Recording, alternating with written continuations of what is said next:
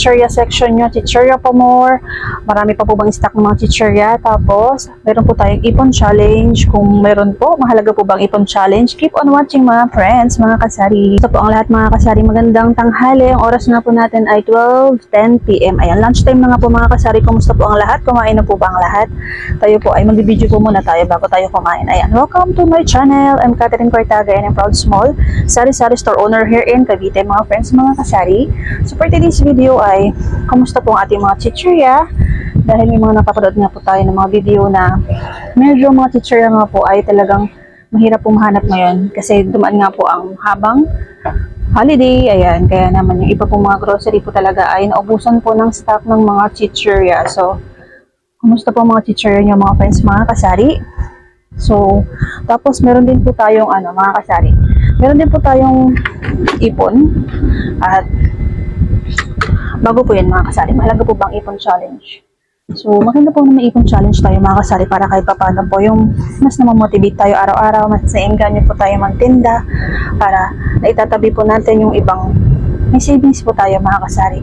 So napapanood ko rin po sa mga kapwa po natin katindera, kasari-sari store owner na meron din po silang mga ipon challenge, mga magbabawas po sila mga 10% sa kanilang mga income everyday, o kaya naman po ay sa Gcash po nila. Ayan, share ko po sa inyo kung ano po yung ipon challenge natin mga kasari. Pero bago yan mga kasari, i-update ko po muna kayo sa ating mga chichirya.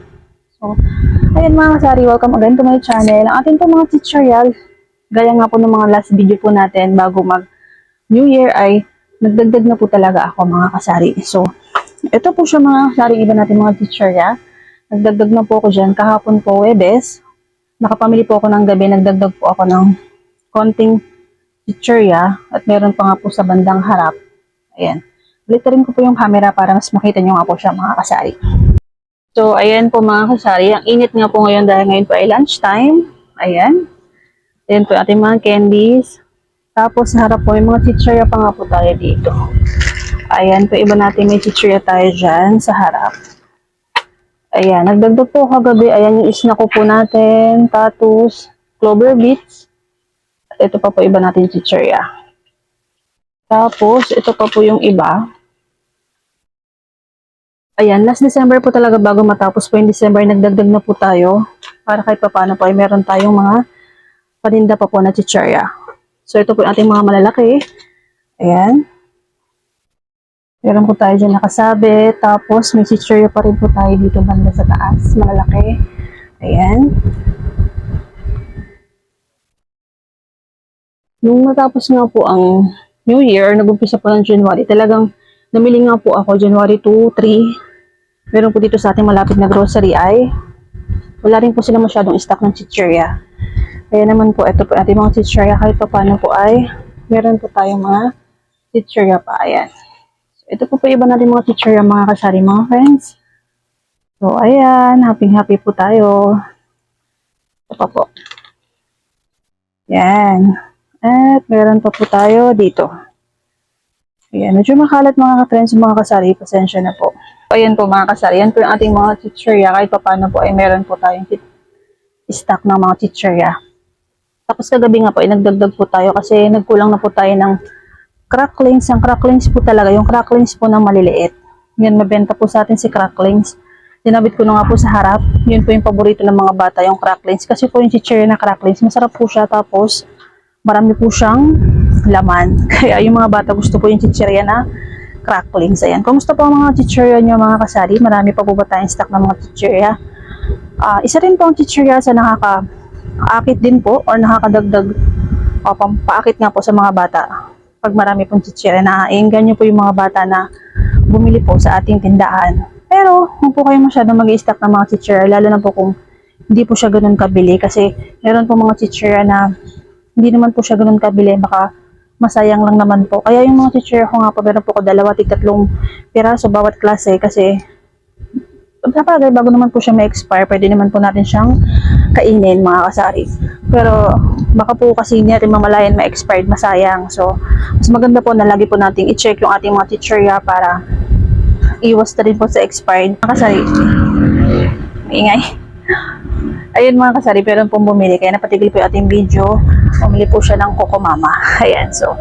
At lagi nga po natin i-monitor, check po natin yung mga chichirya. Baka po meron pa po tayong year 2025 na mga chichirya, diba? So, para matanggal na po natin sa pagkaka-display. Kasi baka maibenta pa po natin sa ating mga customer ay nakakaya naman po na magbenta po tayo ng mga paninda na expired, lalo na po pagdating sa mga chichirya, mga kasari, mga friends. So, tapos, meron din po tayong mga napapanood na mga ipon-ipon challenge, yung mga kapwa nga po natin kasari sa store owner. Ayan, nainganyo rin po tayo. Actually, dati hindi rin po talaga ako nag-iipon, mga kasari. Nagtatabi lang po ako din, nagagastos ko din. So, last year, ganun po yung nangyari, 2025. So, ngayon pong 2026, ay nag-start na rin po ako ng ipon challenge. So, ito po siya. Meron po ako dito. Ayan, mga kasari. Ito po yung niipon ko po yung aking mga buena mano, mga kasari. Yung mga buena mano ko po ay, dito ko po siya inilalagay. Tinatabi ko po siya. Hindi ko po siya ginagastos. So, bala ko po dito, ngayon pong January ay ipunin ko po siya. Ayan. Ayan nga po siya. Ipunin ko po siya, tapos pagkatapos po ng end of January ay bibilangin ko po siya. Pagkabilang ko po ay papalitan ko po siya by first week ng February para mapapaikot ko po yung pera na nandito, para hindi po nalulumaan yung pera. Ayan, para mapapalitan ko po siya. Kunyari po 500 or 1,000 yung nandito. Gagamitin ko po siya, mga kasari. Yun po ipamimili natin. Tapos papalitan ko po siya. Ayan, tapos ipon po ulit tayo magdadagdag para yung pera po hindi po siya naluluma, para every month yung pera po na naandito ay mapapaikot po natin, mapapalitan po siya. Tapos pag tinaman po ng February ay benta yung binamano po natin ng January at February.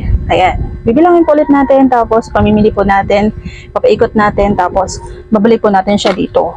Ayan, so yun po yung bala ko pong gawin dito sa ating mga binamano, para pagdating po ng December ay hindi po siya ganun kaluma yung ating pera. Ayan.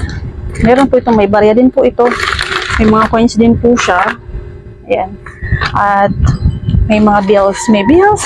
May 150. May tig 100 tsaka 50 pesos. So, ngayon po ay January 9 ay Friday ay medyo happy naman po ako kasi kahit pa paano po ay nadadagdagan po yung ating ipon challenge sa ating mga buena mano. Actually, sinama ko po dito yung ating GCash, mga friends, mga kasari. Ito po ay ipon challenge po natin para sa ating buena mano at saka sa yung mga fee or yung bayad po sa GCash. Dito ko po siya sinama yung sa mga tubo po natin sa GCash, sa mga bayad po sa GCash, sa load. Ayan, yung tubo po sa load. Dito ko na po siya sinasama para pagdating po ng December ay isang bilangan na lang po.